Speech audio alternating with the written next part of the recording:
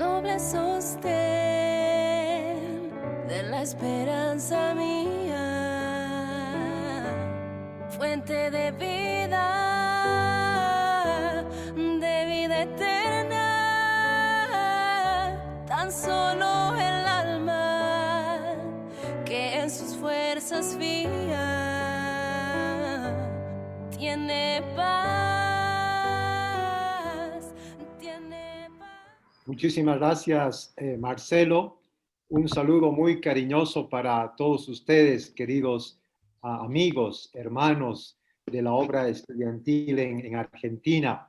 El escuchar los testimonios que han compartido trae a mi memoria experiencias muy lindas que hemos vivido mi esposa Charito y yo con la obra estudiantil y muy cerca siempre a BUA, a Argentina, porque debo contarles rápidamente que Charo y yo nos casamos un diciembre del 85 y al mes siguiente había un evento de capacitación con Ada Lum y adivinen quién estaba traduciendo Ada Lum. Era justamente nuestra querida amiga y hermana Silvia Chávez. Ella fue la traductora y en ese mismo año participé en un Cono Sur en Córdoba, donde tuve el gusto de conocer a gente muy querida como Wilfredo Bacon, con quien trabajamos ahora como colegas en el Ministerio del ANCA. Y bueno, podría hacer un recorrido de las diferentes ocasiones en que he compartido con gente de ABUA y simplemente quiero decir que me siento muy agradecido por este movimiento tan impactante que ha tenido una repercusión muy grande en mi vida, lo mismo que en el impacto que ha tenido para mi esposa Charito. ¿Me están viendo? Estoy con alguna dificultad con mi programa de PowerPoint. Perdón, ¿me están escuchando? ¿Alguien me podría avisar? Sí, se escucha y se ve tranquilamente. Ok. Se ha colgado el equipo con el PowerPoint, así que no voy a poder usar la presentación que tenía preparada, pero ya nos hemos introducido de alguna manera al libro de Nehemías, porque como lo ha mencionado Marcelo, me invitaron a compartir todo este libro maravilloso de Nehemías en este evento del 2004. Y hace unas 2 semanas, cuando escribí a Marcelo y a Estela, les pregunté, bueno, más o menos qué enfoque les gustaría que compartamos. Y ellos me hablaron de la pertinencia de este libro de Nehemías, sobre todo por la idea de reconstruir las murallas. Perdón, De eso. Igor, ¿Aló? ya está habilitado para lo del PowerPoint, cualquier cosa.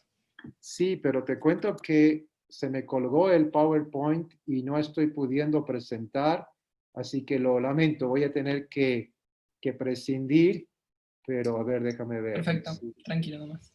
Ok, bueno hermanos, si ustedes tienen una Biblia frente a ustedes, les invitaría a que veamos este capítulo 1 del libro de Nehemías. Y solo a manera de introducción, reconocer que el mundo entero está viviendo una crisis muy seria por razones de la pandemia. Y bueno, es una crisis que ha mostrado serias deficiencias en nuestros sistemas hospitalarios, problemas muy serios en nuestra manera de responder frente a una crisis como esta. Así que el libro de Nehemías de alguna manera nos va a orientar cómo deberíamos reaccionar cuando estamos enfrentando una crisis. Pero entiendo que la crisis no solamente es por razones de la pandemia, la obra estudiantil pasa por diferentes etapas y también está enfrentando una crisis. Así que utilicemos el modelo de Nehemías. ¿Cómo es que Nehemías enfrentó la crisis y qué podemos aprender del ejemplo que él nos da? Leo los primeros versos del capítulo 1. Dice, estas son las palabras de Nehemías, hijo de Jacalías. En el mes de Quisleu del año 20, estando yo en la ciudadela de Susa, llegó Hananí, uno de mis hermanos, junto con algunos hombres de Judá. Entonces les pregunté por el resto de los judíos que se habían librado del destierro y por Jerusalén. Ellos me respondieron: los que se libraron del destierro y se quedaron en la provincia están enfrentando una gran calamidad y humillación. La muralla de Jerusalén sigue derribada con sus puertas consumidas por el fuego. Probablemente algunos de ustedes también han tenido la experiencia de vivir un tiempo fuera de la ciudad natal, fuera de nuestro propio país. En el año 99 y 2000, mi esposa Charito y yo, más mis 3 hijos, vivimos un tiempo en Londres. Y como uno añora, ¿no? Noticias de su tierra cuando se vive lejos. Así que en un sentido puedo identificarme con Nehemías cuando nos comenta que viviendo él en la capital, en la ciudadela de Susa, llegan algunos de sus parientes desde Jerusalén y entonces obviamente él pregunta: ¿qué noticias hay? ¿Cómo está nuestra gente? ¿Cómo está Jerusalén? Y entonces ellos le responden, y bueno, la respuesta no es nada agradable. Le dicen: los que se libraron del destierro y se quedaron en la provincia están enfrentando una gran calamidad y humillación. Esas 2 palabras seguramente golpearon duro para Nehemías. Calamidad, humillación. Ellos empezaron respondiendo acerca de la gente. La gente está así, en una situación calamitosa, están humillados. Y en segundo lugar, hablaron de la muralla. La muralla de Jerusalén sigue derribada con sus puertas consumidas por el fuego. Quisiera sugerirles esta noche que cuando enfrentamos crisis, el primer paso es obtener información, es informarnos. Eso es lo que hizo Nehemías en este caso. Preguntó: ¿qué novedades? ¿Cómo está la gente? ¿Cómo está la ciudad de Jerusalén? Bueno, a estas alturas de la vida, creo que muchos de nosotros nos hemos dado cuenta que cuando hablamos de información, hay que ser muy cuidadosos con las fuentes de la información que se comparten por el Facebook, por WhatsApp. ¿Cuántas noticias falsas se comparten y crean zozobra, pánico, aumentan la crisis? De alguna manera, este texto nos está revelando la importancia de estar bien informados. Él preguntó a gente muy cercana, eran parientes suyos, que tenían la información de primera mano. Estuvieron en Jerusalén, sabían lo que estaba sucediendo y ahora le están comentando a Nehemías la realidad. Me parece que si estamos hablando de crisis latinoamericana y mundial por la pandemia, o crisis en la obra estudiantil, cuán importante es tener buena información. Me parece que es el primer aspecto fundamental que este capítulo 1 de Nehemías nos regala: información. Pero tengo una segunda I. En realidad tengo 3 I's en esta noche. La primera es la I de información. La segunda I es de identificación. Porque miren, ni bien recibe la noticia, dice el verso 4, al escuchar esto, me senté a llorar. Hice duelo por algunos días. Ayuné y oré al Dios del cielo. ¿No les parece que este versículo 4 nos está diciendo que Nehemías no era de ese tipo de personas que escucha una noticia y le dura 20 segundos hasta que de repente recibe otra noticia? Y la nueva noticia ya tapó la anterior, porque no hay un sentimiento de identificación con lo que está oyendo. Bueno, nos pasa hoy en día, recibimos tantas noticias todo el tiempo que no necesariamente movilizan nuestras emociones a llevarnos a una empatía con lo que estamos escuchando. Pero este no es el caso de Nehemías. Dice el texto claramente, al escuchar esto, me senté. Me hace pensar, no sé si ustedes usan la frase en Argentina, que cuando le vas a dar una mala noticia a la persona, le dices, mira, mejor toma asiento. Como diciendo, lo que te voy a decir es tan serio que no quiero que te desplomes. Toma asiento. Nehemías escuchó el reporte, se sentó para tener fuerzas y miren lo que hizo. Lloró. Me senté a llorar. Bueno, espero que todos nosotros como latinoamericanos hayamos superado el machismo con el cual fuimos criados y nos decían que los hombres nunca lloran. Me encanta pensar en un hombre maduro, adulto como Nehemías, que no tiene problemas en llorar y en expresar sus emociones. Se sentó, lloró, y no solo eso, en tercer lugar dice que hizo duelo por algunos días. Pero alguien diría, ¿duelo? ¿Quién se murió? Bueno, el duelo es una expresión de un dolor muy profundo, que no solamente se vive ante la muerte de un ser querido. Toda noticia muy dura nos lleva a un periodo de duelo. Y dice el texto que después de haber hecho ese duelo, ayunó por varios días y oró al Dios del cielo. Me pregunto, y permítame dirigirme a muchos de ustedes, queridos hermanos entrañables de Abúa. Ya escuché que estaban utilizando la frase que también la usamos en Bolivia, dinosaurios, para referirnos a las generaciones antiguas. Te pregunto, querido dinosaurio, ¿cómo reaccionas cuando escuchas noticias tristes de lo que está pasando con la obra estudiantil hoy en día?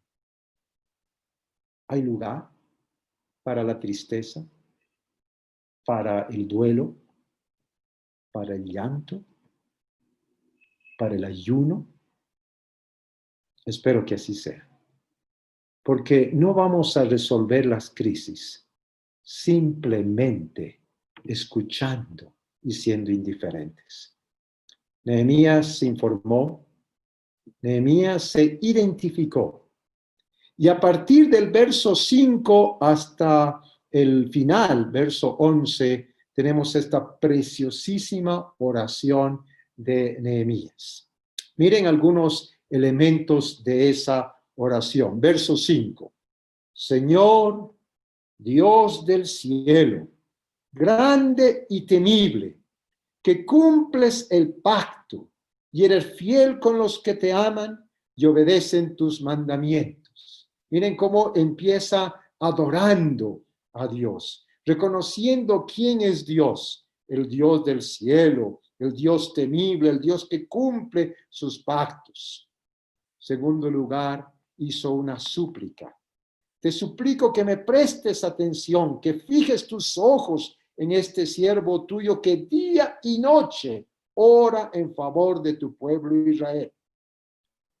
Adora, hace una súplica que Dios escuche y ahora viene la confesión. Confieso que los israelitas, entre los cuales estamos incluidos mi familia y yo, hemos pecado contra ti. Te hemos ofendido y nos hemos corrompido mucho. Hemos desobedecido los mandamientos, preceptos y decretos que tú mismo diste a tu siervo Moisés. ¿Notan el estilo de oración de Nehemías? Observamos el patrón que sigue, la secuencia que sigue su oración. Adora a Dios, suplica y confiesa, pero confiesa el pecado del pueblo identificándose él mismo con ese pecado. Confieso que los israelitas, y después dice, te hemos ofendido. Él mismo se incluye a toda su familia. Nos hemos corrompido mucho, hemos desobedecido tus mandamientos. Y me fascina cómo en el verso 8 Él va a añadir en su oración la propia palabra de Dios. Miren lo que dice en el verso 8. Recuerda, te suplico, lo que le dijiste a tu siervo Moisés. Y ahora va a citar la escritura, va a citar algo escrito por Moisés. Si ustedes pecan, yo los dispersaré entre las naciones, pero si se vuelven a mí y obedecen y ponen en práctica mis mandamientos, aunque hayan sido llevados al lugar más apartado del mundo, los recogeré y los haré volver al lugar donde he decidido habitar. En el ministerio de Langham hemos incorporado un acercamiento muy bonito que combina la palabra y la oración, la lectura orante, que también le hemos llamado orar la palabra. Es decir, el contenido de la oración proviene de la palabra misma. Y eso es exactamente lo que está haciendo aquí Nehemías, porque está citando lo que dijo Moisés, de que si fueran dispersados, pero si se arrepienten, el Señor los va a volver a recoger. Y ahora le está diciendo al Señor, bueno, si tú dijiste eso, conforme a tu palabra, te pido que lo cumplas. Y en el verso 10 dice, ellos son tus siervos y tu pueblo, al cual redimiste con gran despliegue de fuerza y poder. Señor, te suplico que escuches nuestra oración, pues somos tus siervos y nos complacemos en honrar tu nombre.